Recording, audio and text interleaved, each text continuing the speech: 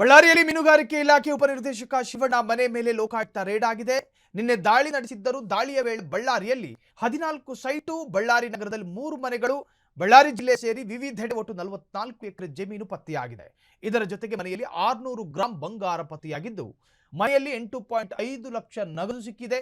Bank ಅಕೌಂಟ್ನಲ್ಲಿ 20 ಲಕ್ಷ ಹಣ ಇರೋದು ಗೊತ್ತಾಗಿದ್ದು, 2 ಟೂ ವೀಲರ್ಸ್ ಪತ್ತೆಯಾಗಿದೆ. ಇನ್ನು ಬೇನಾಮಿಯಾಗಿ ಕೋಟ್ಯಾಂತರ ರೂಪಾಯಿ ಆಸ್ತಿ ಮಾಡಿರಬಹುದು ಎಂಬ ಶಂಕೆಯೂ ಕೂಡ ವ್ಯಕ್ತವಾಗಿದೆ.